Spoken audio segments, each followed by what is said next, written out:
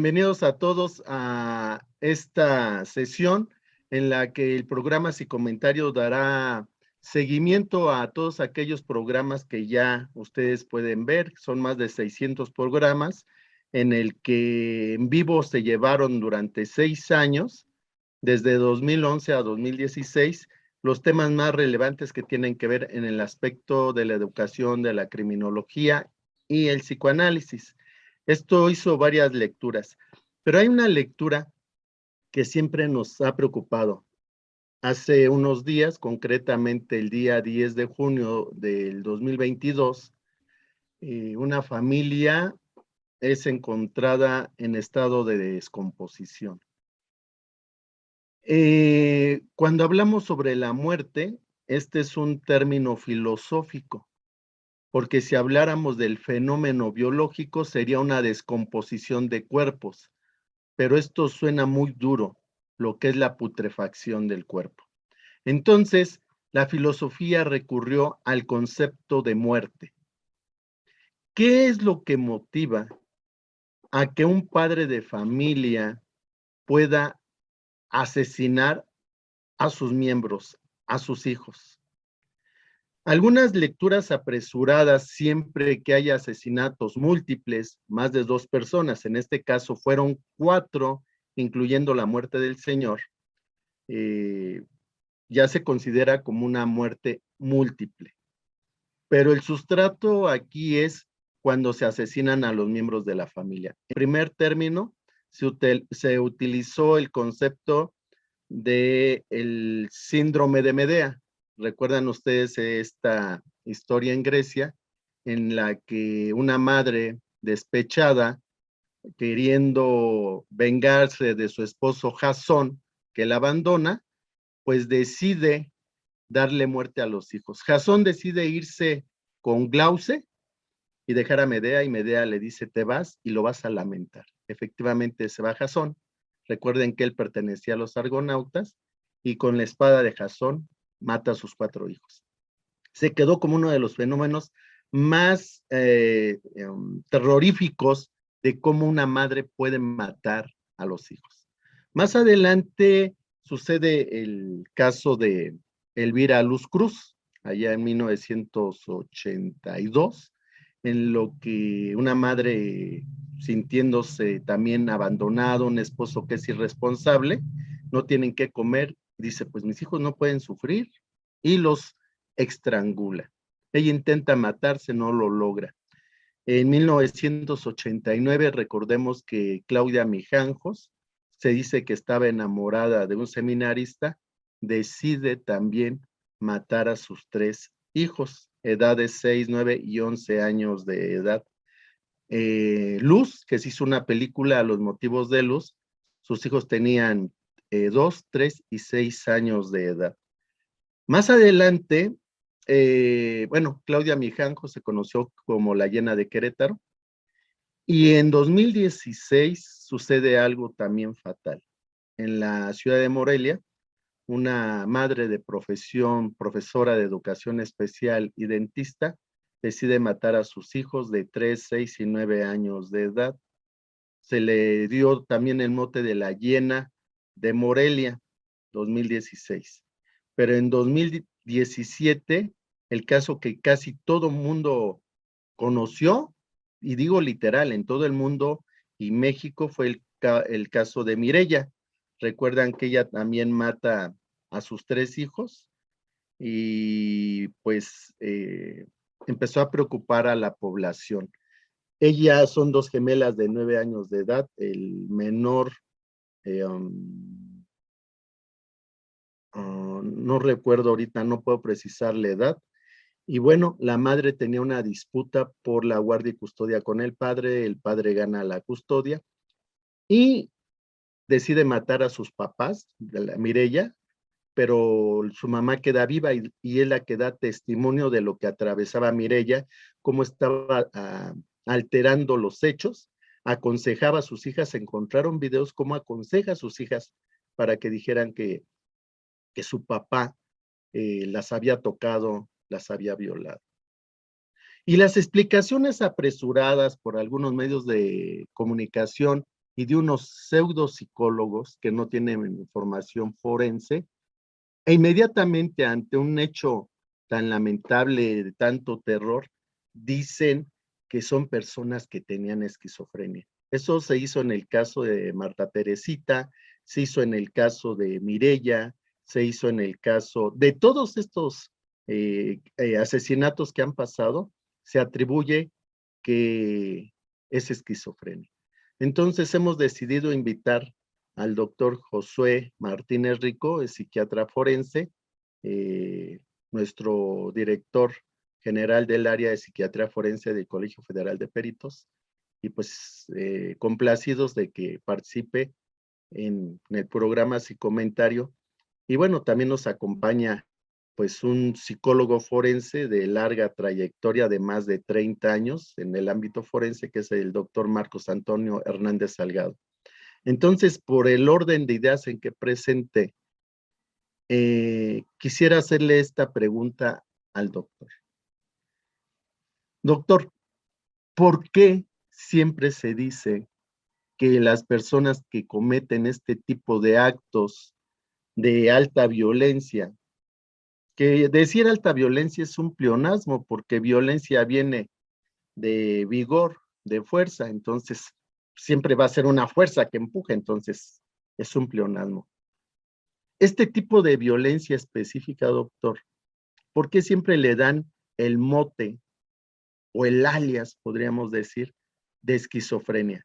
¿Qué pasa con la esquizofrenia, doctor Josué? Sí, doctor, primero que nada, pues buenos días, muchas gracias por la invitación y un gusto participar en estas charlas tan importantes en la práctica forense, ¿no? Eh, bueno, sucede algo importante, ¿no? Que pues todo este tipo de conductas, ¿no?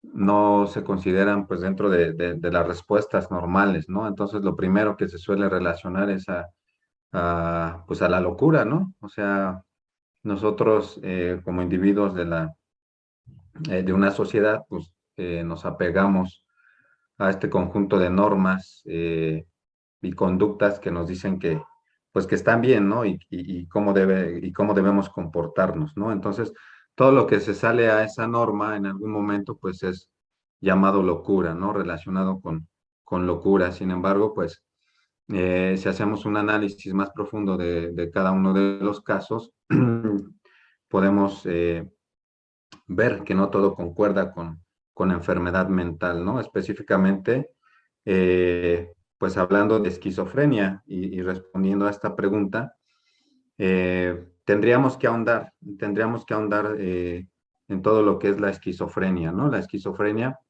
como tal, pues es una enfermedad mental, ¿no? Es una enfermedad mental que se caracteriza por ciertos síntomas. Algunos de ellos son alucinaciones, son ideas delirantes, hay alteraciones cognitivas, alteraciones en estas funciones ejecutivas, en la motivación, en la expresividad, en el afecto, ¿no?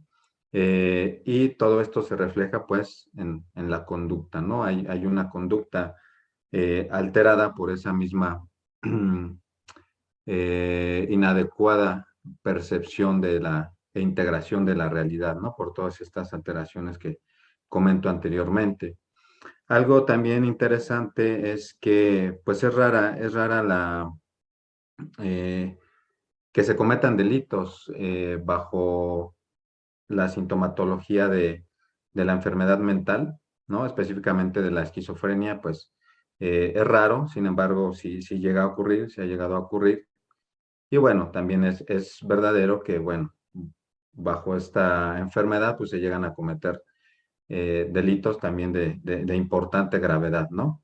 Entonces creo que aquí la parte importante es esa, ¿no? Que toda conducta que se sale de la norma, pues normalmente lo relacionamos con enfermedad mental sin conocer bien, pues estas enfermedades mentales y pues algunas otras, ¿no? Como trastorno antisocial de personalidad o el trastorno psicopático, ¿no? Que normalmente, pues, como sabemos, pues es una de las principales trastornos que se relacionan con delitos, bueno, con todo tipo de delitos y más con delitos, pues, graves, ¿no? Como el homicidio. Ujú. Sí, doctor, recordamos que en la gran obra que habla sobre la cuestión de la locura, el gran Michel Foucault en la Historia Clásica de la Locura, nos habla que el psiquiátrico se construye para proteger en realidad a la gente que tiene padecimientos psiquiátricos, llamadas enfermedades del alma, algunos le llaman. Y dice mucha literatura que en realidad son más vulnerables las personas que sufren de esquizofrenia. Volvemos, en la historia clásica de la locura, como eran tan vulnerables y eran atacadas las personas con desórdenes psiquiátricos, se construyen estos recintos para protegerlos. Posteriormente entra la cuestión política y a la gente que cuestionaba el poder, entonces se le encierra porque dicen que su discurso es incoherente y es un discurso, por supuesto, no cuerdo.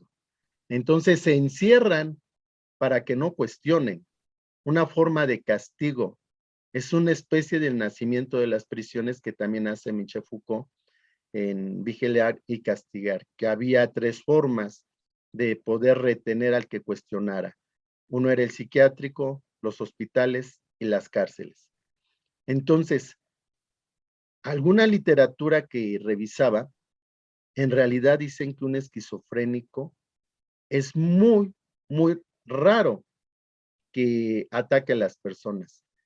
Pero Hollywood se ha dado la tarea en que el esquizofrénico sufre hasta desdoblamientos de personalidad, hasta con más de 16 se han hecho películas, y que en este desdoblamiento es como una especie de Mr. Hyde, ¿verdad? Y el otro personaje que te vuelves malo y bueno a la vez, ¿no?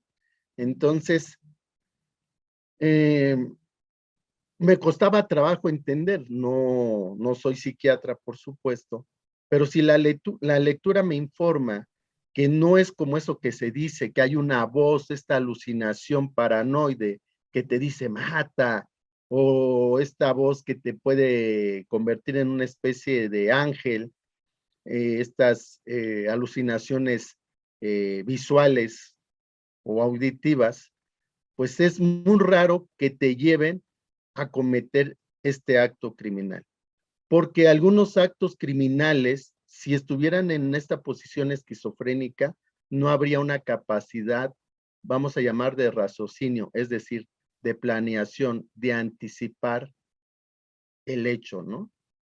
Una persona con este desorden actúa, tiene un acting out, puede tener un brote psicótico, pero concretamente en esquizofrenia, si el sujeto es capaz de anticipar, de decir, voy a comprar un arma, tengo que cargar esa arma y estoy pensando para qué voy a utilizar las balas y a quién voy a apuntar. No es un acto impensado.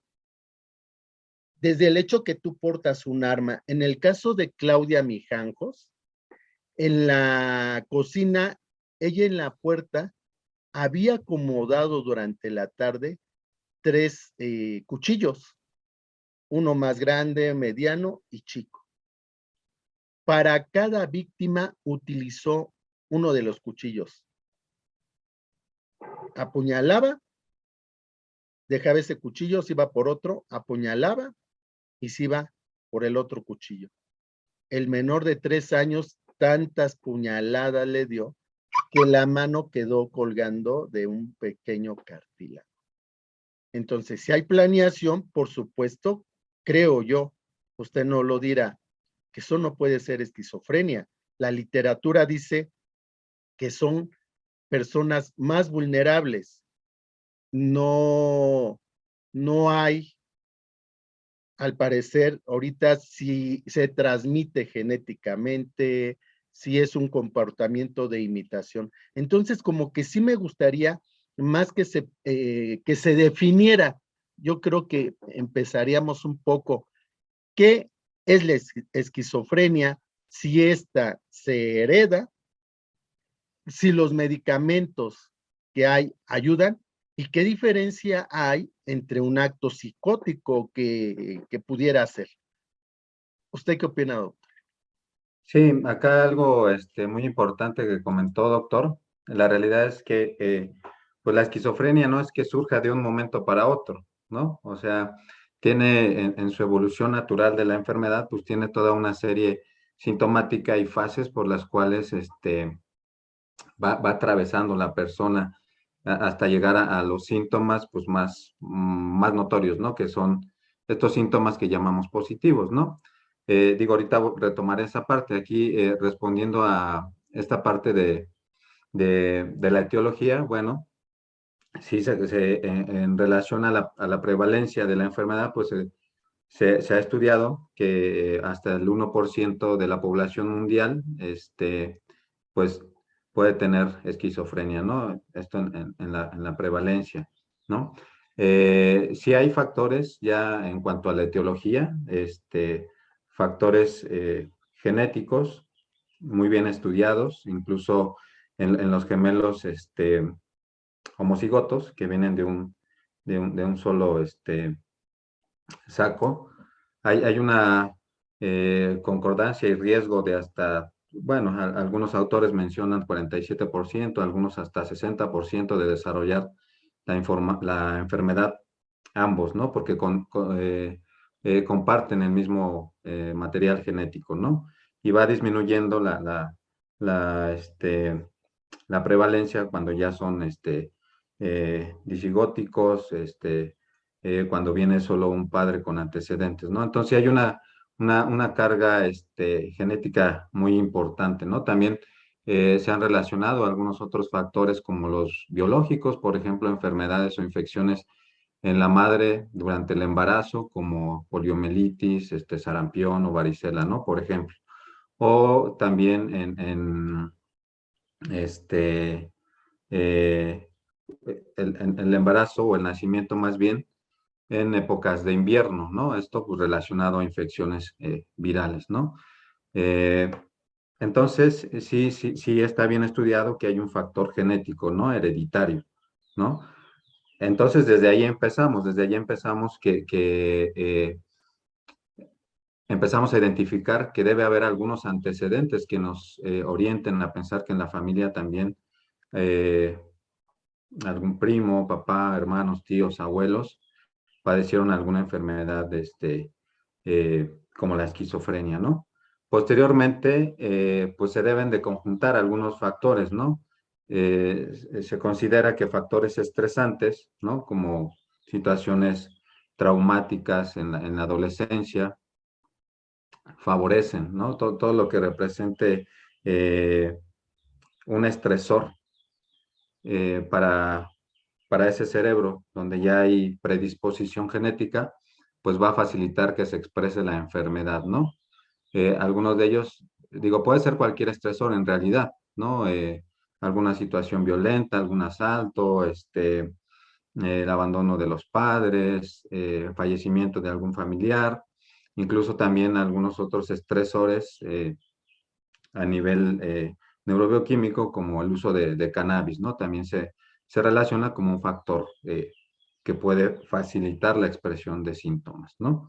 Tenemos entonces que, pues bueno, ya está esa predisposición genética, ese estresor, y hay fases que en la historia natural se van presentando, ¿no?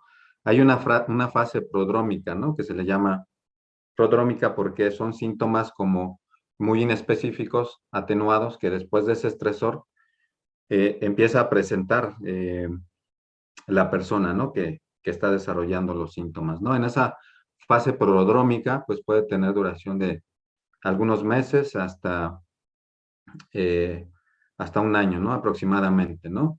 Se caracteriza esa fase por, pues el individuo empieza a aislarse, ¿no? Empieza a tener dificultades ahí, ciertas dificultades cognitivas,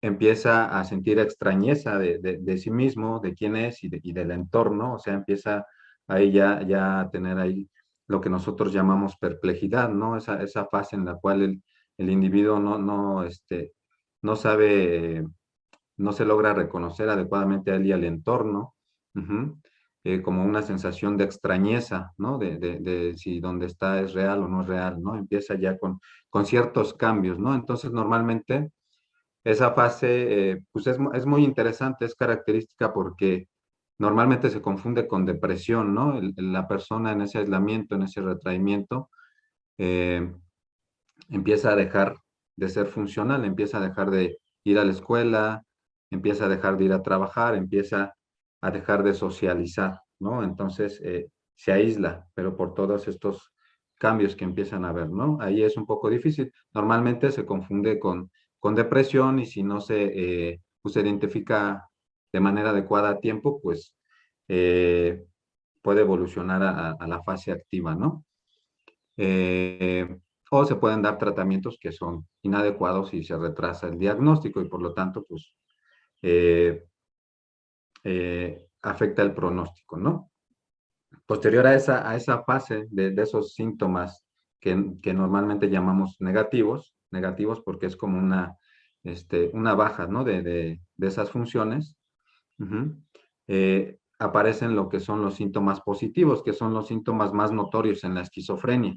Como ya les decía, pueden ser periodos de meses a un año, ¿no? Normalmente alrededor de un año están en promedio con esos síntomas de aislamiento, de que ya no salen, de que ya no conviven y posteriormente empiezan ya con síntomas positivos, ¿no? Los síntomas positivos como tal en la esquizofrenia pues son las alucinaciones auditivas, en las cuales pues empiezan a escuchar voces. Estas voces pueden ser de diversos tipos, desde voces que comentan la actividad que están llevando a cabo, ¿no? Por ejemplo, el individuo está tomando café y hay una voz que le dice, vas a tomar café o estás tomando café, ¿no? Voces muy claras que escuchan, ¿no? También puede haber otro tipo de alucinaciones que son las que consideramos un poco más riesgosas, son las alucinaciones auditivas imperativas, ¿no? Ese es el nombre técnico. Se refiere a alucinaciones, voces que le dicen al individuo qué hacer, ¿no? Por ejemplo, eh, salte de la casa o eh, haz esto, haz lo otro. Aquí la importancia es que eh, pues el individuo en esa falta de entendimiento de los síntomas, pues los vive como reales, ¿no? Les da una interpretación. Normalmente ahí entran las ideas delirantes, normalmente les da una interpretación que está fuera de la realidad, ¿no? Una idea delirante, pues es una creencia que se da por verdadera, pero que no concuerda con la realidad, ¿no? Entonces el individuo puede empezar a creer que esas voces son, por ejemplo, Dios, ¿no? O el diablo que le está diciendo qué hacer, ¿no? Y pueden ser tan importantes que hay alucinaciones, como les decía, que pueden eh, darle la orden a la persona de matar a alguien, ¿no? De matar a alguien, de hacer, o tener conductas que realmente pueden representar daño para otras personas, ¿no? También dentro de los síntomas, pues es dentro de estos síntomas positivos y dentro de esta fase, pues es eh, debido a estas alteraciones en la interpretación de la realidad por las alucinaciones y las ideas delirantes, pues hay una conducta, ¿no? Una conducta anormal, una conducta alterada que no concuerda pues, con la realidad, ¿no? Le está dando una interpretación inadecuada a la realidad y por lo tanto su conducta pues va a ser inadecuada o no acorde a la realidad, ¿no? Va a ser acorde a lo que él está sintiendo y pensando en ese momento, ¿no? Aquí también algo bien interesante es que todos estos síntomas que vive la persona con esquizofrenia, pues los vive como reales, ¿no? Los vive como reales y generan muchísima angustia, generan muchísimo miedo, terror al individuo. Y entonces ese miedo, esa desesperación, facilita la conducta, ¿no?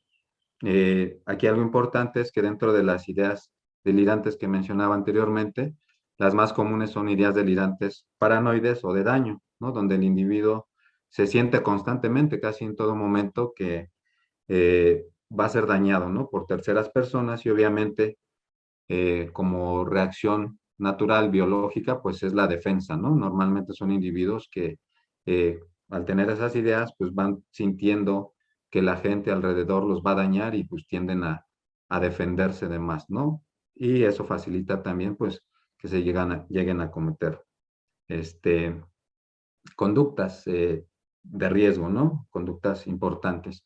Aquí algo importante y lo que comentaba en esta parte de la planeación de un acto, en el caso que nos comentó, doctor, parece ser que, bueno, evidentemente hay una planeación, ¿no? Acá el individuo en esquizofrenia, al no tener una adecuada interpretación de la realidad y al tener todos estos síntomas que están constantemente, le impiden, pues prácticamente realizar o llevar a cabo una planeación, ¿no? Le impiden llevar a cabo una planeación así tan compleja, ¿no?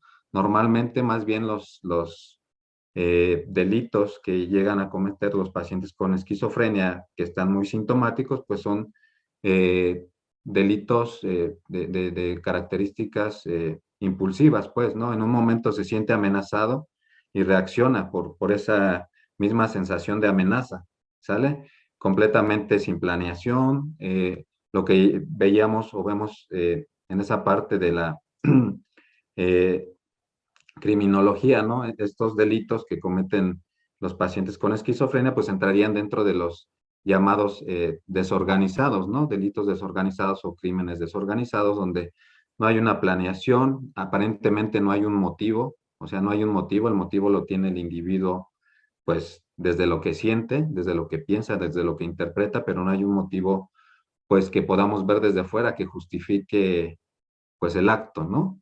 Y también no hay como un encubrimiento pues de las pistas o de las huellas, ¿no? Entonces normalmente son impulsivos y sin un motivo aparente, ¿no? O sea, así son los delitos en la esquizofrenia, doctor.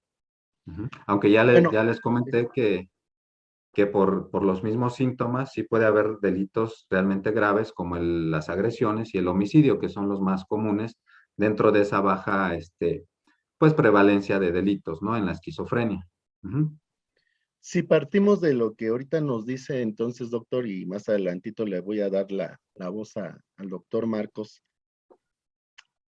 ¿hay a qué edad temprana se puede dar uno cuenta que la persona tiene esquizofrenia? Primero. Dos, entiendo que la esquizofrenia empieza por un acto autopunitivo, es decir, primero agredirse el sujeto, tener intentos de suicidio, tener cutting, es decir, cortarse la piel, el escarfeo, quitarse partes de la piel también para hacerse tipo de tatuajes. Entonces supongo que esos son actos autopunitivos, el drogarse, alcoholizarse, entre otras, creo yo. Entonces, la tercera pregunta, ¿todos los que cometen asesinatos tienen un sustrato esquizofrénico? Si pensamos que esquizofrenia viene de esquizo, es decir, dividido entre una realidad que ellos perciben a la realidad concreta que hay. Y esto me lleva entonces a esa tercera pregunta. ¿El sociópata y el esquizofrénico son diferentes o es una forma de llamarlos distintos? Sí, sí, doctor. Sí, vale la pena aquí aclarar. Normalmente las conductas, autolesivas no son comunes en la esquizofrenia. Son raras, sí llegan a ocurrir de secundario a pues estas ideas delirantes o a las alucinaciones, eh, donde llegan a ser tan graves que llega a haber amputaciones, se llegan a lastimar los ojos, se llegan a cortar alguna parte del cuerpo, pero esos son en fases ya muy sintomáticas. en fases activas completamente de síntomas positivos. Normalmente al inicio, más bien, como le comentaba, pues hay este aislamiento, esta falta de iniciativa, alteraciones ahí en la socialización y bueno, y también dejan de funcionar, ¿no? En sus ambientes laboral, escolar, ¿no? Normalmente, pues empieza alrededor ahí de los 15 años, 15 a 21 años es cuando se suele expresar la enfermedad y va relacionado, como le decía, pues a situaciones estresantes, ¿no?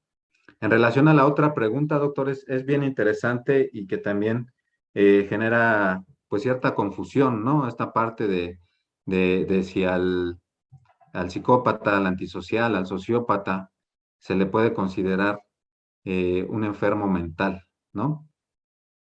Y bueno, podemos tener acá un punto importante que nos puede dar claridad, ¿no?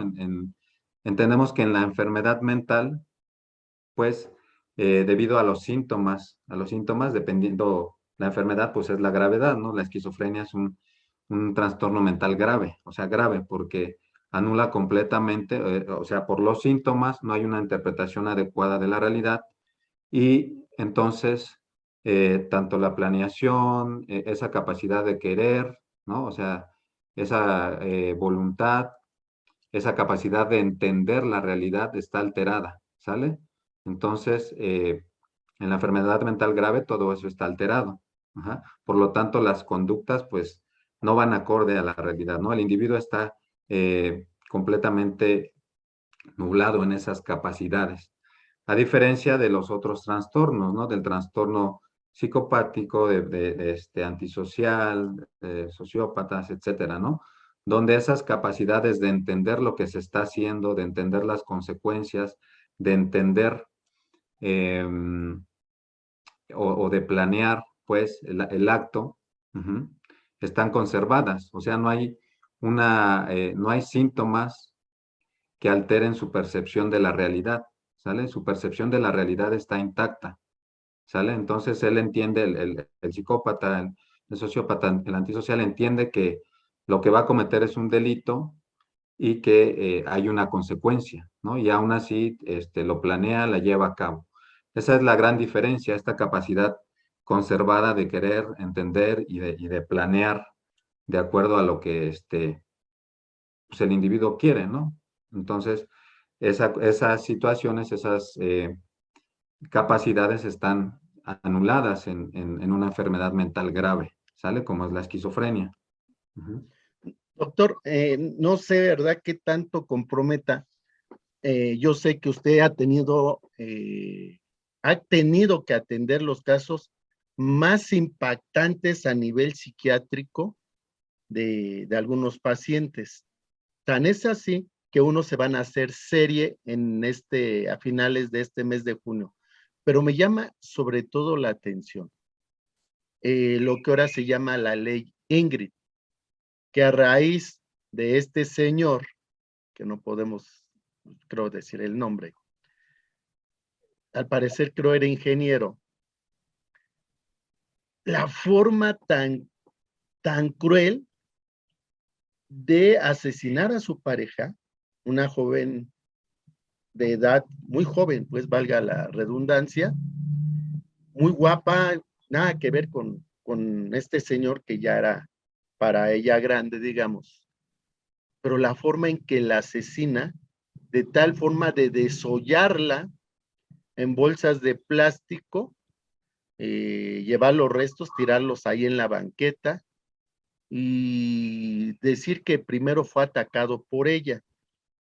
Pero el que va a matar simplemente aniquile y hasta ahí se acabó. Es como alguien que quiere matar a una persona, ya le dio un tiro en la cabeza y no se conforma, le vacía toda la pistola, vuelve a recargar, le vuelve a vaciar la pistola, la descuartiza y la quema, por decir.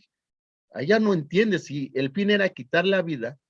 En el caso de Ingrid, que se hizo ley por la difusión que se hizo, cómo quedó todo el cuerpo desollado, todas las vísceras, tiradas en la calle en bolsas de plástico. Entonces, la frontera, vuelvo a decir, entre el sociópata, por no utilizar el término de psicópata, porque sabemos bien que a este término tiene otra connotación que tiene que ver con lo que conocemos comúnmente como la gente con locura. Pero una gente con locura evidentemente tiene alucinaciones, ambas de las que usted habló, pero más allá no pasan a estos actos de maldad, que es el máximo índice, como dice Stone, de medir el daño que se puede hacer a una persona sin que la conozca, sin que medie nada, simplemente saciarme, divertirme, sentir placer con infringir dolor. Entonces, se pensaría, como ahorita lo adelantaba, que pudieran ser inimputables, ¿verdad? Pero este caso, y sé que tuvo 2 de los pacientes, tanto, no voy a decir a cuál atendió, a lo mejor hasta los 2, tanto el caníbal de Atizapán, como este señor que desolló a Ingrid. ¿Cuál era el perfil de esos personajes? En el caso, no va a decir usted a cuál de los 2 atendió. Digo, posiblemente atendió a los 2.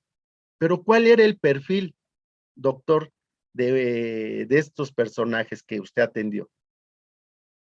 Sí, hay que tomar en cuenta, como les mencionaba, para hacer un diagnóstico nosotros, ver varias cosas. No solo es como tal el momento y lo que vemos en, en- en- en la persona, ¿no? Cuando estamos frente a ellos, ¿no? Es importante, pero también hay que tomar en cuenta antecedentes, antecedentes familiares, antecedentes eh, de su funcionalidad y conducta previa, ¿no?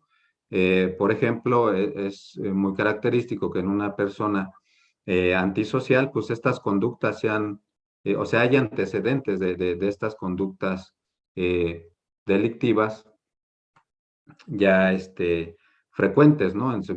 Incluso desde la adolescencia, ¿no? Este tipo de conductas en contra de las normas sociales, ¿no? Al menos en el antisocial, ¿no? Y que constantemente esté buscando satisfacer ciertas necesidades o sacar provecho y ventaja de otros individuos, ¿no? Y esto a través de cometer delitos, ¿no? Ese es por una parte, ¿no? Ahí podemos empezar a ver que hacia dónde vamos, ¿no? Eso nos puede orientar también hacia que una persona sea, pues, verdaderamente una persona con algún trastorno de personalidad, como el antisocial, ¿no? Y tenemos otros casos, ¿no? Otros casos que también son interesantes, eh, bueno, son interesantes porque sale a relucir otro concepto, ¿no? Que es la emoción violenta, ¿no? Personas, individuos que normalmente pues son trabajadores muy funcionales, no tienen antecedentes de delitos, no hay eh, antecedentes de conductas violentas o alguna otra situación que nos haga pensar eh, que pudiera tener un trastorno antisocial, ¿no? Y ante alguna situación, pues cometen este tipo de conductas, pues muy graves, ¿no? Como el homicidio, ¿no? Entonces ahí entra otro concepto que es también bien interesante y interesante porque pues nos da mucho para el debate, ¿no? Para el debate que es la emoción violenta, esta reacción que naturalmente los animales, todos los animales, tenemos en relación a cuando nos encontramos en peligro, ¿no? La mayoría de los individuos, bueno, hay diferentes maneras de responder, ¿no? Una de ellas es la respuesta con agresión, ¿no? Con la finalidad eh, de defendernos, ¿no? De sobrevivir, de la supervivencia, ¿no? Entonces, bajo esa emoción, bajo ese enojo, ya sea miedo, ya sea enojo, pues se pueden llegar a cometer, pues, situaciones muy importantes, ¿no? Aún así, aunque la emoción sea muy intensa, pues no hay no hay como tal no están anuladas las capacidades de, pues como les decía, ¿no? De querer, de entender lo que se está haciendo, de entender que hay una consecuencia al acto que vamos a llevar a cabo, ¿no? Y de que vamos a privar de la vida, pues, a otra persona, ¿no? Y de las consecuencias que lleva, ¿no? También aquí es importante señalar que esta misma conducta, ¿no? Esta misma conducta o la conducta violenta, pues puede ser facilitada por el uso de ciertas sustancias, ¿no? O sea, si una persona, pues en la vida cotidiana es tranquilo, con el uso de alcohol o algunas sustancias puede facilitar el que cometa actos delictivos, ¿no? Entonces, eh, creo que sí, cada caso se debe analizar a profundidad para poder determinar si una persona en el momento eh, realmente estaba eh, careciendo o tenía anuladas estas capacidades de querer y entender, ¿no? Solo de esa manera, pues es como se puede eh, apoyar pues eh, ¿cómo decirlo? Pues apoyar o dictaminar que una persona pueda ser imputable o inimputable, ¿no? Habría que analizar a profundidad cada caso, ¿no? Y en el momento, aquí lo importante es cómo se encontraba el individuo en el momento. Aquí pasa también algo interesante, que hay individuos, ¿no? Por ejemplo, con esquizofrenia, que están controlados y que en ese momento donde están asintomáticos también llegan a cometer actos delictivos, ¿no? En ese momento no tenía ninguna alteración o algún síntoma que afectara su percepción de la realidad. Por lo tanto, no se puede considerar inimputable en ese momento. Ajá. Esto es algo bien importante porque entonces todo debe ser en temporalidad, ¿no? En qué fase estaba de los síntomas en que cometió algún delito. Ujú. Sí, doctor, me llama y ya me empecé a confundir. Mm, Quiere decir que si efectivamente se realiza un acto violento, ah, sí tuvo que haber un acto de esquizofrenia ahí o nada que ver. A ver, el PCL R de Robert Hart, donde da los 20 parámetros para medir la psicopatía, bueno, nos dice básicamente que, el narcisismo pues siempre se ha manifestado en estas personas que suelen cometer actos criminales, ¿no? El encanto de superficial, el egocentrismo, la búsqueda de sensaciones, mentira patológica, manipulación, ausencia de sentimientos de culpa, superficialidad emocional, falla de empatía, entre otras. Pero vuelvo al origen de la pregunta. Entonces, un asesino que comete esto porque entraría en un acto de irrealidad, entonces tuvo lo que dice la palabra esquizofrenia.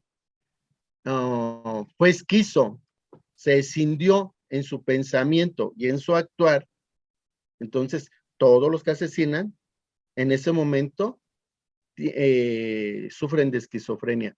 Pero por el otro lado, con esto que se llama de humanizar a las personas que tienen padecimientos mentales, y que más bien, digo, desde este libro de Michel Foucault, de la historia clásica de la locura, que habría que proteger a estas personas porque eran más proclives a ser violentados que a violentar.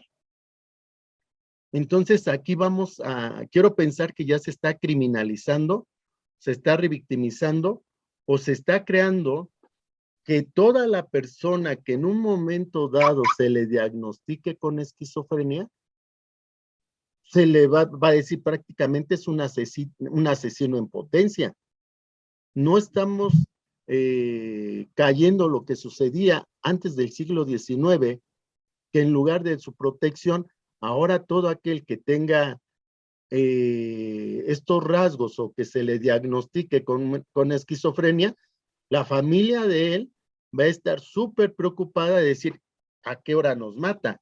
Y si ahora hay una política de que se quieren desaparecer los psiquiátricos y que los pacientes con padecimientos psiquiátricos se inserten a las familias, entonces no solamente esa familia va a estar expuesta, vamos a estar expuestos todos. Hay un movimiento desde ILIX que se llama de la desaparición tanto de las escuelas como la desaparición de los psiquiátricos. Entonces, un tema, yo sé que son preguntas que le hago a usted muy complejas, pero vuelvo, no estamos nosotros creando una imagen adversiva o estamos criminalizando a aquel que sufra de esquizofrenia, porque creo que todos en un momento dado, querido doctor, creo que todos hemos tenido algún evento de tipo esquizofrénico. Creo que ahí no nos salvamos nadie, pero quiero pensar, como decía Freud, que lo sublimamos, ¿sí?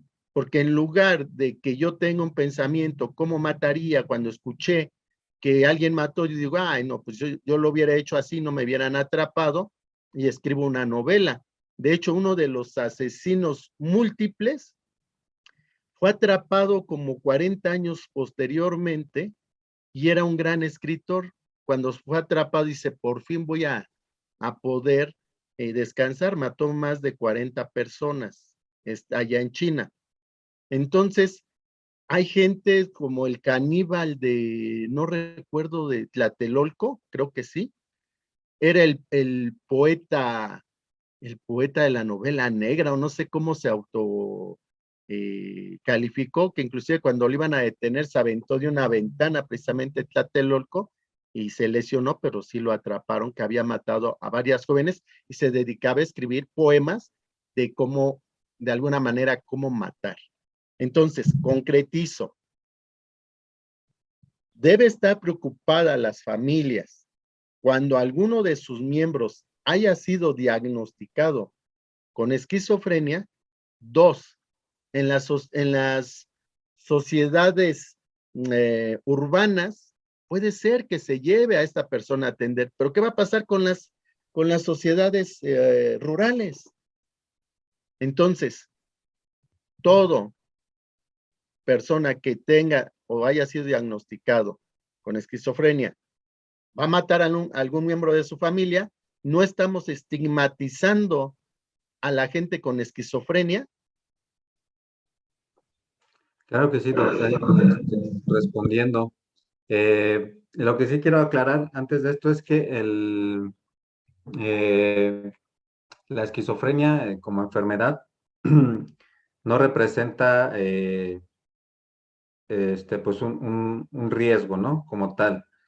Creo que, bueno, y también aclarar que, por ejemplo, en estos actos muy violentos de personas con trastornos antisociales, psicopático, eh, de la personalidad, no hay esquizofrenia. O sea, ellos responden o asesinan por otras motivaciones, normalmente para cumplir o para satisfacer la fantasía, ¿no? Ellos no tienen esa escinsión, pues, de la mente, ¿no? Ellos no pierden en ningún momento el contacto con la realidad, ¿sale? Eh, a- a- entonces, no pierden esas capacidades que comentaba anteriormente. Lo aclaro para que no se relacione como, pues, que el acto de matar es como una esquizofrenia, o sea, como una decisión de la mente, pues. Ujú. Sino que normalmente el asesino, o principalmente asesinos seriales, ¿no? Responden a ciertas fantasías, ¿no? O a ciertas motivaciones muy personales, ¿no? Muy individuales. A diferencia de cuando hay una enfermedad mental grave como el esquizofrénico, pues surge normalmente de esa alteración en la interpretación de la realidad, ¿no? Normalmente el esquizofrénico pues llega a cometer algún delito por esa mala interpretación que tiene de la realidad, por esa falta de contacto con la realidad, ¿no? Como les mencionaba, en realidad, pues es baja la prevalencia de actos delictivos en la esquizofrenia, es muy baja. Ujú. Y normalmente pues se da en personas muy sintomáticas o que de verdad no han recibido un tratamiento, ¿no? O sea, que han pasado varios años sin recibir algún tratamiento y están muy sintomáticos, ¿no? Eh, entonces, hay que entender que la esquizofrenia, como cualquier otra enfermedad crónica, como cualquier otra enfermedad médica, eh, mientras haya un tratamiento va a haber un adecuado control. Incluso muchos de estas personas, muchas de estas personas con esquizofrenia se llevan un adecuado plan de tratamiento farmacológico y de rehabilitación, logran tener una vida, pues funcional. Algunos llegan a trabajar, algunos llegan a lograr estudiar, a lograr terminar una carrera y a lograr ser funcionales, ¿no? Esa es como la gran finalidad de los tratamientos, ¿no? Que logran recuperar esa funcionalidad y autonomía, ¿no? Entonces, no representan peligro mientras estén controlados, mientras se les dé la atención. Ajá, mientras se les dé la atención, no hay peligro. Ajá. Y pues como les mencionaba, en realidad es rara la conducta violenta. Normalmente pues llegan a ser agresiones y ya lo más grave pues es el homicidio, pero es muy baja la prevalencia, ¿no? Respondiendo a la otra pregunta, doctor, desde la parte personal, sí considero que pues es una reforma a la ley de salud que no contempla muchas situaciones, ¿no? Tanto legales como, eh, pues de esta parte de la vulnerabilidad. Yo siento que, pues obviamente se va a vulnerar, ¿no? Se va a vulnerar, pues pues este beneficio que tienen los usuarios. La realidad es que los hospitales pues siguen existiendo desde hace muchos años que se querían cambiar, pero siguen existiendo porque sigue habiendo demanda, pues, ¿no? O sea, siguen siendo necesarios, ¿no? Siguen siendo necesarios porque afuera no hay capacidad de dar la atención que el enfermo mental grave con muchos síntomas requiere, ¿no? Requiere una infraestructura, pues, acorde para prevenir justamente situaciones de riesgo para él y para otras personas. Ajá. Requiere obviamente pues especialistas, ¿no? Bien capacitados para dar los tratamientos, ¿no? Entonces, pues existen por algo, ¿no? Entonces, con esa idea de retirarse algunos eh, eh, hospitales, pues prácticamente toda esa responsabilidad va a caer sobre las familias, ¿no? Es lo que se entiende, que va a caer sobre las familias, quienes pues obviamente en algunos casos apenas si entienden lo que es la enfermedad, ¿no? Ahora pues más complicado va a ser eh, saber manejarlos, saber qué hacer ante alguna situación, cuidarlos, vigilarlos, ¿no? Entonces, pues sí es algo interesante, algo importante y que debemos de tomar en cuenta. Eh, Entendiendo esta parte de la reforma, lo que se planea pues es el cambio de ese sistema que anteriormente funcionaba, ¿no? Como las granjas, ¿no?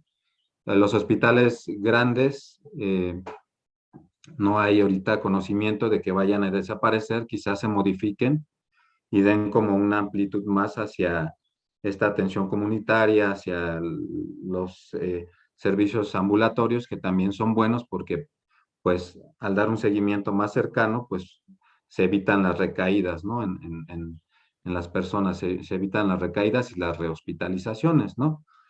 Pero que yo sepa, no, los hospitales grandes, los principales hospitales no van a desaparecer, doctor, aunque sí siento que se puede vulnerar un poquito esa parte hacia los familiares y hacia los mismos usuarios, ¿no? Que no tengan un lugar adecuado donde se les dé ese resguardo y esa atención, ¿no? Ok, ya para ahorita pasar con el doctor Marcos. Una pregunta que nos hace una periodista muy afamada aquí en Morelia, que está en un medio muy importante que es A Tiempo MX. Entonces la pregunta muy concreta, ¿cómo diferenciar la esquizofrenia de, de otro acto que tiene que ver con las cuestiones de maldad, con la sociopatía? Digo, para utilizar el término que nos propone Hart y no utilizar el de psicopatía, que tiene que ver más con el desorden psiquiátrico, pero sociopatía tiene que ver con el ámbito de la criminología, de las ciencias forenses, que tiene que ver con la conducta antisocial. ¿Cómo, doctor? Esa es la gran pregunta, sé lo difícil que es. ¿Cómo diferenciar la esquizofrenia? ¿Cómo nos podemos dar cuenta que alguien puede estar viviendo esto de esquizofrenia?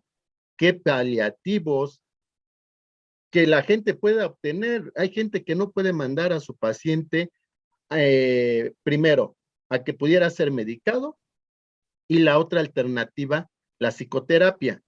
Si no asistimos con el psicólogo, pues una psicoterapia, por muy barata que salga la consulta, según lo que está contemplado en UMAS, sale como en 1,200 y tantos. Ahorita nos lo va a explicar el doctor Marcos, los que no tienen derecho al IMSS.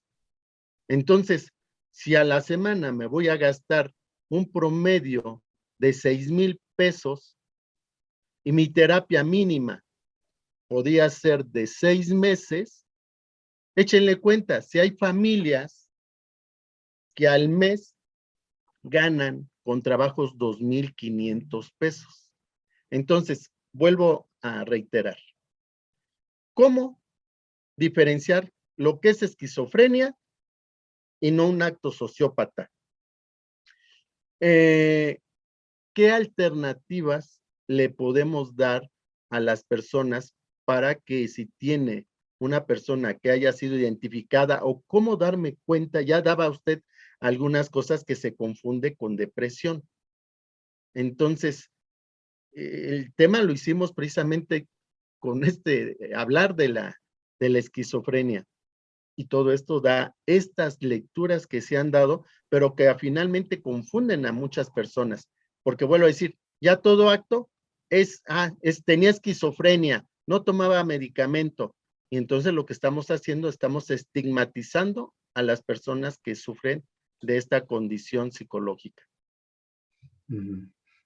Sí, sí, bueno, creo que para hacer esa diferencia, porque si hay casos que llegan a ser complejos, difíciles.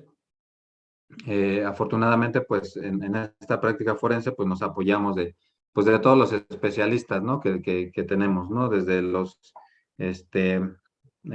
psicología, psiquiatría, criminología, ¿no? Todos los que participamos en esta parte, ¿no? Yo creo que para hacer la diferencia, pues debemos empezar primero por ver el acto, ¿no? El acto, cómo fue, y ahí entra pues toda esta parte de criminología, ¿no? De analizar cómo se llevó a cabo toda esta parte, si fue o si entra dentro de un delito o crimen que puede ser organizado o desorganizado, ¿no? Si es organizado, pues ya nos da como una orientación hacia dónde puede ir, y si es desorganizado, pues hacia una enfermedad mental, ¿no? Ya cuando tenemos a la persona nosotros valorando para ver si realmente padece alguna enfermedad mental o no, pues debe ser valorado obviamente por los especialistas, ¿no? Que estén capacitados, psicología o psiquiatría, ¿no? Si se piensa en una enfermedad mental, ¿no? Y bueno, la gran diferencia, pues, es cortejo sintomático que normalmente encontramos en las valoraciones. Normalmente cuando estamos entrevistando a una persona, ¿no? Que cometió un delito, empezamos a identificar si tiene, primero, si sabe dónde está, ¿no? Si sabe que el acto que cometió fue un delito, ¿no? Ahí ya empezamos a ver, ¿no? Si tiene esa capacidad, ¿no? Empezamos a identificar, a explorar si hay síntomas como alucinaciones, como ideas delirantes, ¿no? o como otras alteraciones en el pensamiento que pudieran estar alterando su contacto con la realidad, ¿no? Tenemos que si no hay ninguno de esos síntomas, pues nos orienta a pensar en un trastorno antisocial de personalidad. Y de ahí nos vamos a explorar los antecedentes, a explorar si hay conductas previas, si había consumo de sustancias, si había tenido eh, algunos procesos legales previamente, etcétera, ¿no?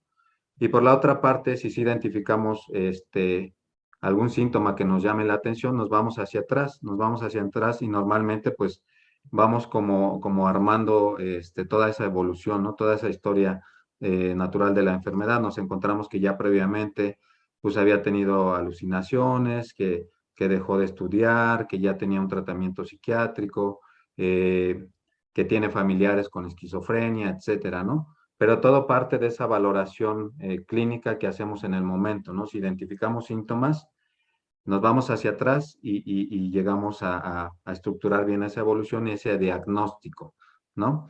Eh, a diferencia del antisocial, que pues difícilmente, por más que eh, quieran aparentar, porque nos ha tocado casos en los cuales eh, pues es muy sencillo decir que tengo voces o escucho voces o que alguien me dijo que lo hiciera, ¿no? Sin embargo, pues la habilidad clínica nos permite pues identificar cuando algo, cuando es un verdadero síntoma, porque tiene ciertas características, a cuando se está solamente aparentando o fingiendo, ¿no? Ese síntoma, ¿no? Cada síntoma, las alucinaciones, pues tienen unas características muy específicas que identificamos y también las ideas delirantes, ¿no? Entonces, y bueno, también otros síntomas psicóticos, ¿no? Entonces, creo que sí, lo más importante es que esa valoración se lleve a cabo por, pues, el elemento o el especialista adecuado, ¿no? Para poder apoyar en lo que más se pueda, pues, al sistema, ¿no? Al sistema para que se aplique la ley, ¿no? Como debe de ser. Ujú. Gracias, doctor. Para ir cerrando, vamos a darle la voz ahora al doctor Marcos Hernández Salgado, vuelvo a decir, con más de 30 años de práctica psicológica y ahora sí podemos decir con miles de casos tratados. La primera situación que exponemos, en el estado de Michoacán existen alrededor de 5 millones de habitantes. En el Tribunal Superior de Justicia hay 101 psicólogos registrados. De esos 101 psicólogos registrados para ayudar al juzgador en casos de divorcios, en casos de femicidio, en casos de guardia y custodia, entre otras, pues se necesita la expertise del psicólogo forense. De esos 101, como 80 y tantos son psicólogos sin otra característica más que haber presentado su cédula de psicólogo. Como 8 dicen haber estudiado psicología jurídica sin un documento muy preciso que diga quién les dijo que eran psicólogos jurídicos, porque no son, hasta ese momento, por lo que muestran sus documentos, una institución educativa conocida. Son de esos institutos patrullas que se forman y te dicen que tú ya eres psicólogo jurídico. Luego hay otros de esos 101 que se dicen que pueden intervenir en esta cuestión de ayudar al juzgador, que estudiaron que criminología, que son psicoterapeutas, otros grafología, cosas que nada tendrían que haber, pero al ver un vacío de estos profesionales, pues los registraron ahí en el Supremo Tribunal de Justicia en el Estado. Solamente 2 son psicólogos jurídicos forenses certificados. Entonces, dentro de ellos es el doctor Marcos Hernández Salgado. Hay un gran mito que cuando se va a atender un problema y defenderse en la ley y para tratar de dar una inimputabilidad o justificar un acto criminal, se piden los servicios de un psiquiatra. Pero en el país, muy pocos psiquiatras tienen la formación forense. Y como no sabemos muy bien a veces hasta dónde llega el alcance de cada profesional, se brincan primero al psiquiatra y no lo que debería ser la atención de un psicólogo jurídico forense, porque con su diagnóstico diferencial podrá determinar si esa persona tiene algún indicio de que el psiquiatra, que tiene que ver con todas las funciones cerebrales, de todo lo que son los neurotransmisores del sistema nervioso central y periférico, pocas veces analizan la parte emocional, que esto sí lo hace el psicólogo. Entonces, desde tu experiencia, querido Marcos, digo, hay 5 millones de habitantes en el estado de Michoacán. Son 113 municipios en el estado de Michoacán de cabeceras municipales. Si pusiéramos un psicólogo de estos que están reconocidos en el tribunal, no alcanzarían siquiera uno por municipio, faltarían 12.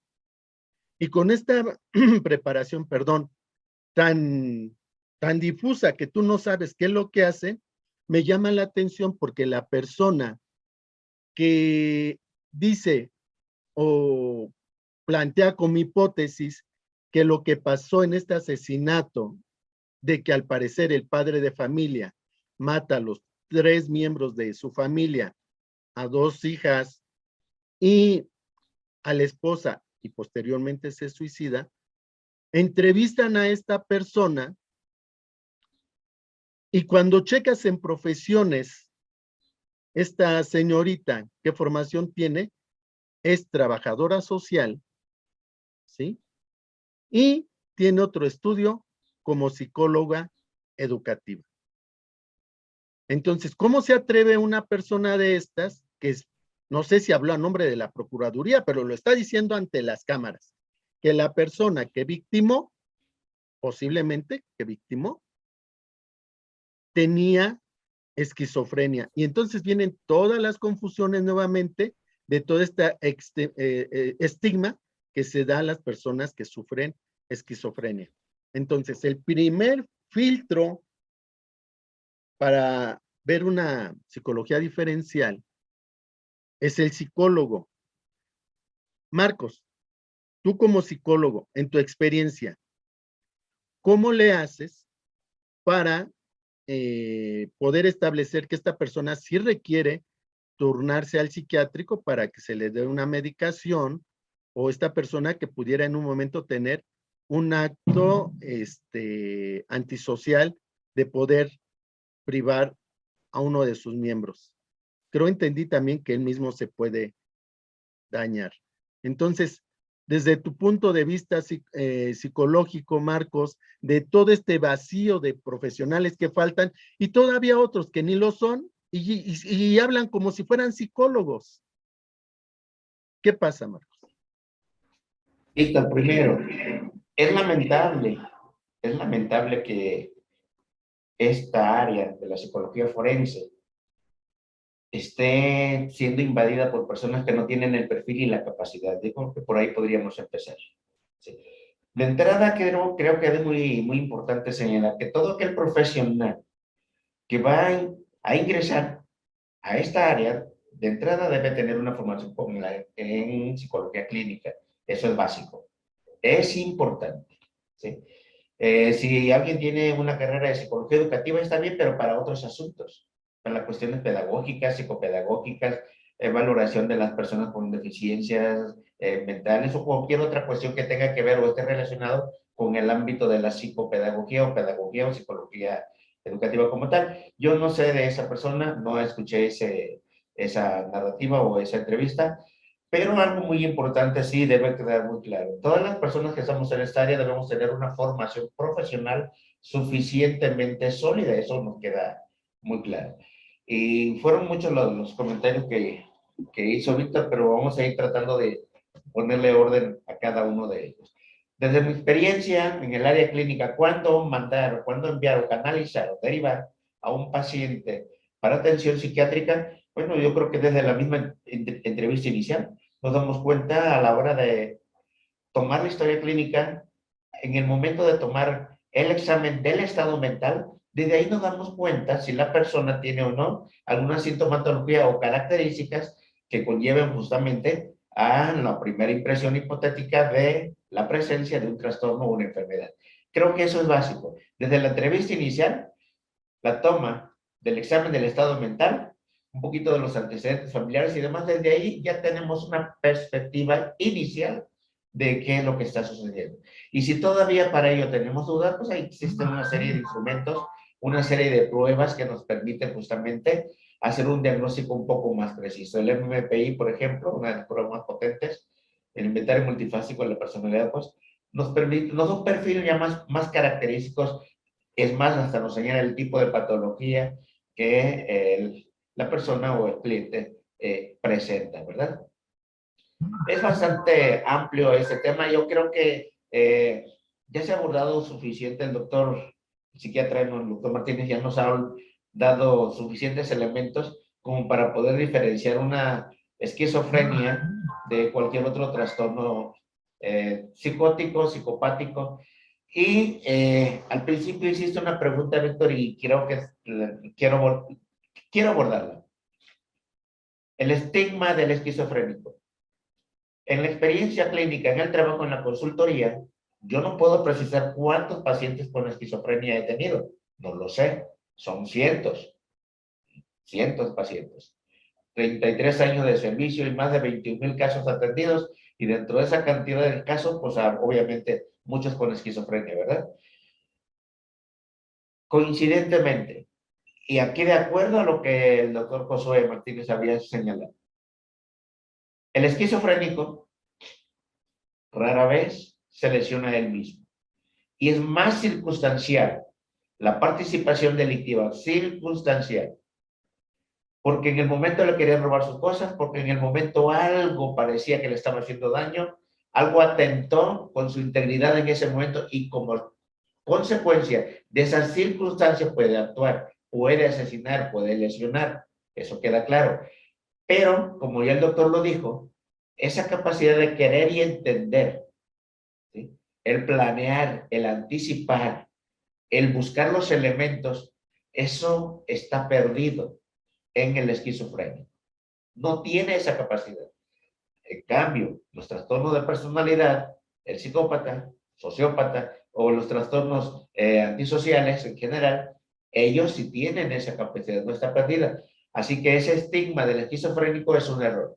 Y es un error también que tiene que ver con la formación académica o la preparación, porque si las personas, los que estamos en esta área, nos preparáramos perfectamente, no tendríamos esa equivocación o no cometeríamos ese gran error de señalar al esquizofrénico como un probable homicidio.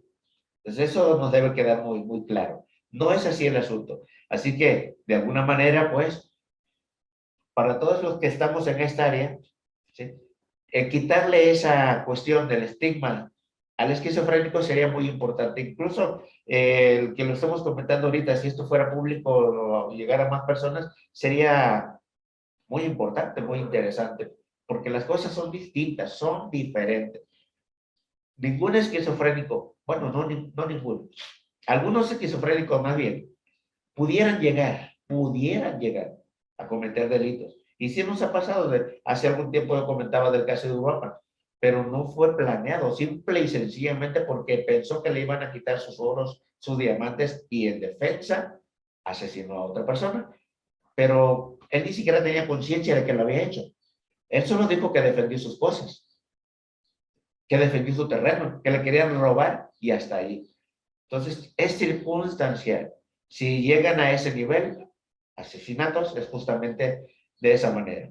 Y la otra parte que tú decías, somos 101 psicólogos registrados, no alcanzamos para cubrir todo el estado, obviamente. Y hay tantas necesidades, tantos problemas aquí en este estado de Michoacán, que bueno, yo creo que nos falta más personal o más personas que estemos suficientemente capacitadas en esta área. A mí me da gusto ser parte de este equipo de trabajo, de esta formación, puesto que de alguna forma no estamos haciendo las cosas al vapor, sino las estamos haciendo de una manera suficientemente sustentada científicamente. Y eso es importante. No sé si con eso aclaro tu pregunta, Víctor. Sí, sí, muy bien entendido, querido doctor Marcos. Digo, más de 40,000 casos, algo así me dijiste que has 21,000, yo he entendido que mi promedio va alrededor de 21,000 casos. Arriba de bueno, 21. te da toda la autoridad. Entonces te digo, una persona que sus cédulas profesionales dicen que estudió primero trabajador social y ostenta o se atreve a dar que la persona que asesinó era esquizofrénico. Se llama Juanita. No voy a decir los dos apellidos. Uno empieza con P, ¿verdad? Y el otro con R. Entonces, esto es lo que ha causado un gran problema a las personas que tengan un problema de índole mental, no necesariamente el esquizofrénico. Entonces, sí se debería trabajar porque, vuelvo a decir, se está estigmatizando y entonces ahora toda la preocupación que va a haber de las familias cuando tengan un miembro de su familia que haya sido diagnosticado con esta cuestión del diagnóstico de esquizofrenia, imagínense el estado de ansiedad que va a generar y como tenemos, ya nos lo puede decir igual el doctor Josué, las cédulas espejo, entonces ni siquiera el que está diagnosticado con esquizofrenia va a cometer un acto antisocial y el otro por resarcir o por algún sentimiento de culpa, viéndolo desde el psicoanálisis, puede tener un acto antisocial para de alguna manera se culpe que es él el que motivó. O sea, es un tema complejo. Yo les agradezco mucho, queridos doctores, y aquí me gustaría mencionar el libro de la motivación de la violencia, una teoría que hacen Alan Fiske y Tesh Rice, en el que la persona que asesina en verdad tiene, digo, aunque parezca un pleonasmo, una motivación por resarcir, según él, un daño que cree que debe resolver, que él mató a una persona porque esa persona, desde su punto de vista, lesionó. Ponen ejemplo de una persona que violó a una menor y lo encerraron para pagar su castigo. Después de casi 40 años de salir de la cárcel, la madre lo mata, le quita el miembro viril y lo asesina de una forma tan despiadada. Es decir, se cree que es justificable que haya matado porque lesionó la vida emocional o lo que hoy conocemos en psicología, el proyecto de vida de las personas. Todos los asesinos ahora se hacen series y ponen a un asesino serial o alguien que cometió un acto tan atroz y entonces se hace la historia del asesino. Ah, es que tuvo una vida violenta, fue abusado por los padres, bla, bla, de alguna manera a justificar. Pues todos tenemos vidas difíciles, pero no tiene que ver ahí. Hay algún disparador, alguna cuestión que tendríamos que revisar, como bien lo dicen ustedes, desde el ámbito, lo que se llama exógeno, endógeno, para poder entender la criminodinámica. Pero creo yo que si el primer filtro, sin dejar de lado la importancia de la psiquiatría, es el psicólogo. Pero un psicólogo capacitado y formado en el ámbito jurídico forense. Y no una persona que estudió, ok, que haya estudiado posteriormente psicología educativa, pero eso me me incita a que yo tenga otras formaciones para que de alguna manera me certifique y sepa sobre el tema, porque ya aquí voy a analizar toda la conducta antisocial. Entonces, si partimos nuevamente de la teoría de Alan Fiske y Taj Rice sobre que la violencia está motivada moralmente y por qué matan, entonces se complejiza más el asunto. Y más si a todo crimen que hay, inmediatamente se dice que esa persona sufría de esquizofrenia. Como bien lo dice el doctor Josué, tanta conciencia criminológica que se ha hecho, ¿qué es la conciencia criminológica? Todas estas series de ACI, Criminal Mind, en la que por qué mató un asesino, cómo cubrir o descubrir al que mató, entonces te hace aprender cómo quitar las huellas, cómo evitar que te detengan, entre otras. Entonces, pues cada día la ciencia acrecenta su conocimiento y por lo tanto estamos obligados a investigar nosotros. Pero creo yo que se ha hecho un exceso de estigma a las personas que sufren de esquizofrenia. Parto de nuevo con lo que dices, Marcos, y creo me diste la razón, y el doctor de alguna manera. El esquizofrénico no es igual a que va a ser asesino en potencia o que en una de esas va a actuar psicóticamente. Entonces, para cerrar, vamos a, si quieres decir algo, Marcos, dime. Sí, te levantó la mano al doctor Josué, quiero que quiere decir algo. Es que no la vi. Sí. Para cerrar, queridos doctores, a ver, doctor Josué, ¿cómo podemos cerrar este tema de la esquizofrenia? Vamos a tener una serie para seguir analizando a más conciencia el asunto. Doctor Josué.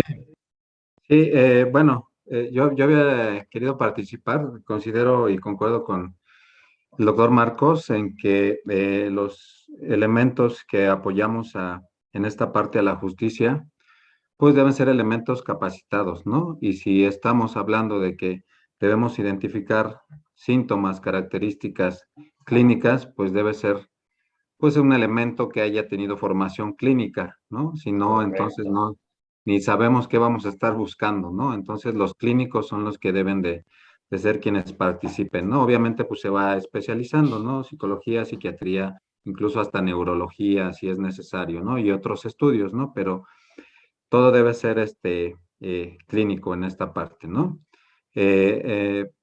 Como a manera de conclusión, pues entender que en realidad la enfermedad mental, en general las enfermedades mentales, en la prevalencia de delitos, pues es muy baja, ¿no? Es baja, es abajo del 4% en algunos estudios, a comparación de hasta el 60% de trastorno antisocial en población reclusa, ¿no? Entonces es baja. Hay algunos otros estudios que mencionan una incidencia todavía más baja, ¿no? Del 2 al 3%, ¿no?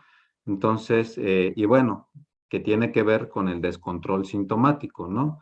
No quiere decir que la esquizofrenia como tal pues genere conductas violentas, sino el descontrol sí nos puede llevar a eso, ¿no? Pero es raro, ¿no? Casi todos los delitos pues son cometidos por gente que no tiene enfermedades mentales, que tiene trastornos de personalidad, antisocial, etcétera, ¿no? Entonces es como la gran diferencia, ¿no? Hay algo que nosotros ahí en psiquiatría forense tenemos, ¿no? Una premisa: entre más cercano a la normalidad, es más peligroso, ¿no? Porque pues tiene más capacidad de planear, de ejecutar, de llevar a cabo, ¿no? Entonces, eso nos da a entender que pues la enfermedad mental pues es muy baja, muy bajo el riesgo, ¿no? Mejor tener claro que si es una enfermedad como otras, que se debe de tratar, que se deben de tener cuidados y que se puede llevar una vida prácticamente normal y que no representa mayor peligro que el que representa pues el resto de la población, ¿no? Todos, y también es algo interesante. Todos los seres humanos tenemos esa parte instintiva y hay algunos estudios interesantes que se han hecho que también, dependiendo de las circunstancias, cualquier persona es capaz de cometer algún tipo o agresión, incluso hasta un homicidio, ¿no? Entonces, la enfermedad no representa mayor riesgo del que representa pues el resto de la sociedad, ¿no? El resto de la población. Ujú. Nada Gracias, más. doctor. Marcos, tu conclusión, por favor, y de una vez adelantamos que la próxima, no les decimos la fecha, es una sorpresa, la próxima intervención que haremos de nuestros especialistas, vamos a hablar de psicopatía, porque ahorita ya lo dijeron. 40% de la población con esquizofrenia pudiera tener algún evento que se considere como antisocial. Así lo entendí, ¿verdad, doctor Josué? No, no, en población reclusa hay algunos estudios eh, para determinar si hay enfermedades mentales, ¿no? En población reclusa, hasta el 60% han salido que que corresponden a trastorno antisocial, ¿no? O sea, el 60% de la gente que comete delitos tiene diagnóstico de trastorno antisocial. Ah, Menos del 4% coinciden con un diagnóstico de esquizofrenia, o sea, es bajito, ¿no? Y hay algunos estudios que son más bajos todavía. Entonces, a diferencia de los antisociales, la conducta delictiva en la esquizofrenia pues es muy baja, ¿no? Mucho, muy baja en relación al antisocial, ¿no? También bueno, algunos otros trastornos que también quizá en algún momento tratemos, como el bipolar, eh, trastornos de personalidad como el trastorno límite o el dependiente incluso también, ¿no? Entonces, y el retraso mental también, ¿no? Entonces son bajas, ¿no? A diferencia del antisocial. Ujú, a eso me refería, Doc. perfecto, sí, y es lo que decíamos, fue el origen de la creación de los psiquiátricos para poder proteger esta población, ¿verdad? Bien, entonces el próximo programa, entonces sí estaríamos hablando de los limítrofes, de los psicópatas, de todo lo que tiene que ver con este término preciso que es la psicopatía y que ahí mete dejar la parte sociopática. Marcos, tus conclusiones. Tres conclusiones muy simples, sencillas. La primera, no confundir la enfermedad mental con los trastornos antisociales. Y creo que es ahí en donde las personas que no tienen la formación clínica tendrían una gran problemática en diferenciar uno del otro. La enfermedad mental yo creo que ya quedó muy clara. El doctor José Martínez lo señaló muy preciso. El porcentaje es muy bajo con respecto a los homicidios o cualquier otra conducta delictiva. ¿Sí? En cambio, las personas con trastornos de personalidad diversas, pueden ser muchas, pues el porcentaje es muy elevado. Entonces, creo que esa sería una de las primeras conclusiones, ¿no? Tener bien claras ese límite de qué implica, o ese conocimiento más bien, qué implica una enfermedad mental y qué implica un trastorno de la personalidad. Creo que sería el punto o la conclusión número uno. Número dos, ¿sí? No todo paciente, y ya se quedó muy claro y creo que ya suficientemente esclarecido, que el paciente esquizofrénico en casa o las personas que cohabitan con él pueden estar en alto riesgo. Eso es una falsedad. Eso no va por allí. Sí es cierto que pueden de repente, en su momento asintomático, presentar una serie de alteraciones, puede causar daños y cualquier cosa, pero si hay un buen tratamiento, un buen control, eso no va a pasar. De alguna manera van a poder ser parte de la familia, de alguna forma van a quedar insertos ahí en la dinámica familiar y quizá hasta participen de buena manera. No en todos los casos, obviamente, dependiendo del tipo de esquizofrenia, dependiendo, ¿verdad? El desorganizado, por ejemplo, pues igual no les va a causar gran problema a muchas personas. Tal vez el paranoico, ahí hablaríamos de otras cosas, pero ya en su momento también creo que valdría la pena de detallar los tipos de esquizofrenia como para que las personas identifiquen cuáles de las esquizofrenias sí tienen un factor riesgo un poquito más interesante. ¿Sí? Y lo tercero, la preparación académica, ser universitarios, ser gente con capacidad para poder diagnosticar y hablar de esto, no legos, pues. Y con todo respeto, no legos. Que al final de cuentas, nuestra ciencia, nuestro trabajo, en manos de legos, pues es mal vista, mal entendida, mal apreciada y, sobre todo, mal interpretada. Eso sería como que el punto de cierre de mi parte, Víctor. Me encantó cómo le das título, que vamos a hacer el programa así. La ciencia forense no es una ciencia de legos.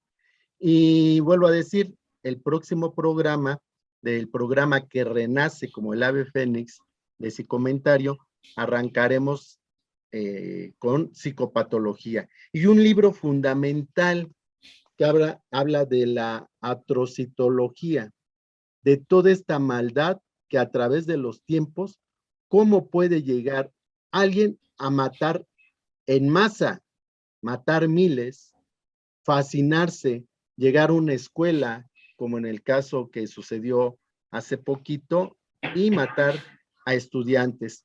Todo esto que ha estado pasando en los Estados Unidos, de muertes masivas y que no se explica, ¿no? Una sociedad entre más avanzada, parece que es una sociedad en la que está en más peligro cada miembro que le integran. Pues nuevamente, muchas gracias, doctor José Martínez Rico, psiquiatra forense, doctor Marcos Hernández Salgado, psicólogo forense, ambos del Colegio Federal de Peritos. Hasta la próxima, queridos amigos, su amigo Víctor Gutiérrez Olivares, psicomentario. Buena tarde a todos. Gracias. Muy bonita tarde. Gracias, Víctor. Buena tarde, hasta luego.